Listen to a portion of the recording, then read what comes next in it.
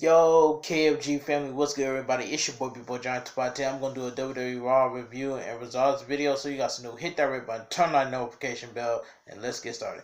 Monday Night Raw opens from the University of Texas, and Roman Reigns makes his way ringside.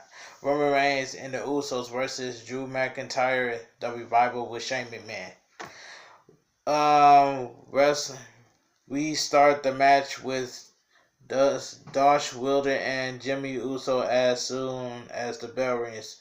Uso super kick Wilder. He then goes up top for the splash, but Scott Dawson pulls Wilder from the ring. The revival regroups the outside, but Jimmy and Jay hit the ropes and wipes them both out with the dives to the floor. Commercial break. We're back from the break. Scott Dawson meets Jay in the corner. Tags made to Jimmy and Dash, and they form wipes that liner with and Dash. With clotheslines, uppercuts in the insecurity. Jimmy Uso knocks Drew and Dawson off the apron, but Dawson Water capitalizes off the distraction and knocks him down. McIntyre tags in and chops the life out of Jimmy Usos in the corner. Drew hits the deadlift suplex from the near fall. Drew keeps Jimmy grounded with an arm lock. Uso fights to his feet, but is tossed across the ring with the belly to belly. Dawson tags in and stomps on the head of Jimmy before pulling his hair. Dawson applies a submission, but Jimmy escapes and lands a back suplex. Dawson responds with a spinebuster for a near fall. Commercial break. Back from the break, and things are disjointed. Roman looks for a Superman punch to McIntyre, but nobody's home. McIntyre connects with a glass girl kiss, but Uso integrates him off the apron. Roman then hits a Superman punch, followed by one to Dawson on the apron. Shane gets on the apron and distracts Roman, who calls him. Drew then hits Roman with a Claymore kick on the ringside, and the Revival hits Uso with a shatter machine on the floor. Inside the ring, Drew hits a Claymore kick to Usos and scores the pinfall. The winner of the match, Drew McIntyre, the Revival. After the match, the Revival brings Roman into the ring and hits the shatter machine. Shane lifts Roman up and makes Drew him with another Claymore kick. Shane then lays down beside Roman and talks trash. Shane instructs them to lift Roman, and he runs and spears him. Does the Roman taunt. Still to come. Brock cash in. Triple H face to face with Randy Orton. Undertaker talks Super Showdown, and new episode of the Firefly Funhouse, and Seth Rollins will be on Miz TV. Alright, back commercial break. Miz welcomes his guest Seth Rollins. Miz welcomed his guest Seth Rollins. Miz asks Rollins how he feels about Lesnar cashing the Money in the Bank tonight. Rollins says he doesn't believe Lesnar is even here tonight. If Lesnar shows up tonight, Rollins would be revealed. Rollins wants to focus on what it could be. Rollins wants to focus on Baron Corbin to the number one contender for the Universal Championship. Backstage, Heyman and Lesnar arrive. Lesnar and Heyman stops short of the entrance to the arena. Lesnar turns around and walks towards the exit. Lucha House Party hits the ring before they can do anything.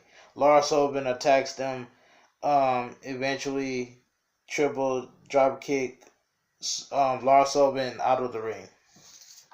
We see Nikki Cross backstage looking sad. Peyton Royce and Bailey Kay are there and making fun of Cross. Alexa Bliss appears and calls them witches. They say they have better place to be, said their catchphrases, and walks off. Alexa then offers to get Nikki a coffee. Why would Nikki Cross drink a coffee? I don't know why. Anyway, let me continue.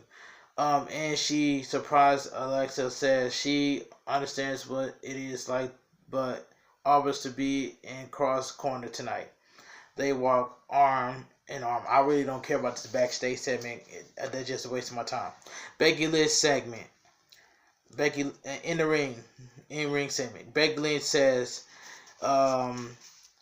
being content is the worst thing that can happen on a champion like her.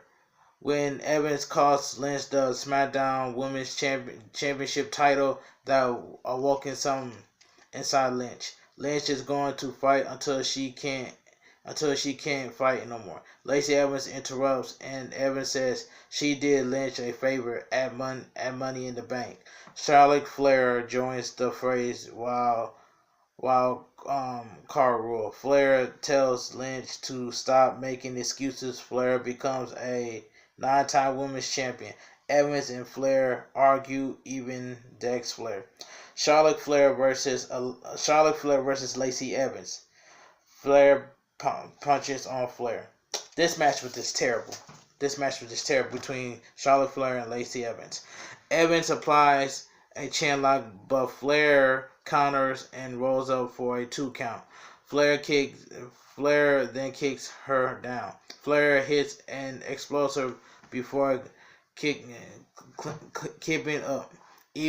Evans soon takes her down and tries for a slingshot elbow drop but Flair moves. They fumble a spot and Flair clotheslines her down. Flair goes for a figure 4 leg lock, literally poses waiting for Evans to kick her off, but Evans doesn't. Flair turn around and Evans finally remembered to kick her after, remind her back. Then they wipe each other out with a dual cross body and blocks. Lynch pulls Flair out of the ring to cause disqualification. The winner by disqualification, Charlotte Flair. Lynch then gets in the ring and attacks Evans. Lynch then drops her with a manhandle slam. Lynch then pulls in Raw Women's Champion. This match was god awful, and that's facts. Rey Mysterio relinquished the United States Champion. For my opinion, the segment between Rey Mysterio and Samoa Joe was great. The drama was great too. It says great segment with Rey Mysterio and Samoa Joe. They kept it simple. The drama was there. Mysterio had great connection with the crowd, and the attack by Samoa Joe, well done. I really liked this segment. We go backstage to see Lesnar putting his gloves on. He cashes in his Money in the Bank contract at some point tonight. Braun Strowman makes his way to the ring. He faces Bobby Lashley in an arm wrestling match next. I don't really care about this arm wrestling match. That is not real professional wrestling. The only two shows that's real professional wrestling is NXT and AEW. That's just my opinion. Ricochet will take on Cesaro. We seen this match last week. Later on tonight. Arm wrestling match. Braun Strowman versus Bobby Lashley. They go lock hands. Yeah, they lock hands but Lashley quickly slaps him. Strowman flips the table, but referees kept him back. They reset and lock hands. But Lashley slips away and asks for a chalk. They chalk up and lock hands on the table again. Lashley nearly pins Strowman's arm, but Strowman gets a burst of strength and pins Lashley arm down. The winner, Braun Strowman. Strowman celebrates his win before Lashley throws chalk in his eyes. Lashley then scoops Strowman up and hits a Strowman with his own running power slam. Don't really care about this arm wrestling match. Nikki Cross with Alexa Bliss versus Penny Royce with Billie Kay. The winner by pinfall, Nikki Cross. Alexa Bliss gets in the ring and drop kicks Billie Kay before hitting a DDT. Cross runs in and lifts Bliss' arm, and they celebrate together. And this is exactly why I keep trying to tell y'all. The Iconics keep losing week after week after week. And I agree with TM161. So TM161, if you're watching, God bless you. You know what I'm saying? Let me continue. The Firefly Funhouse. I've been enjoying this Firefly Funhouse. I'm finna read what happened. This is a very special edition of the Firefly Funhouse. Why says he has something very important to talk about. Exercise. Why it comes up to Huskus the pig, which doesn't make sense, but no, let me continue. Riot throws away his chocolate. Riot says one day all the excuses will bite him in the tail. One day people will then him his genius and have the whole world in his hands. All of a sudden, a dramatic Vince McMahon's puppet walks in, and McMahon tells them to get their act together. Wyatt says Huskis will get his act together. They will do an 80s style exercise video. Funky background. Riot now pulls up your pants and do the muscle man dance. They do the muscle man dance. Riot says, I will always light the way, and all you have to do is let me in. Now that was a good segment by the Firefly Funhouse. I really enjoyed this. But now moving on, Triple H and Randy Orton goes face to face. This is my favorite segment of the night. Triple H and Randy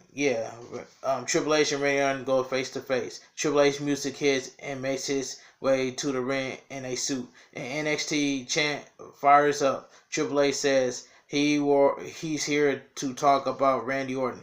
Randy Orton music hits and he makes his way down to the ring. An RKO chant picks up. Triple H says it's been a while since he stands Orton in the ring in the eye. They both know what to face-to-face segment are about. They supposed to down up interest in a fight and maybe break down into a physical fight. However, after 20 years, there nothing either of them can say or do that wasn't been so or done before. Triple H says it's been a while. Don't let the suit fool him. Triple H says he's coming to Jeddah kick Orton's you know what. Orton says sounds good to him. Orton says he is not Batista. He is the legend killer. Triple H knows that better than most of he will gladly beat him. Talks Friday at Super Showdown and gladly puts another notch on his belt. Triple H says that's fair enough.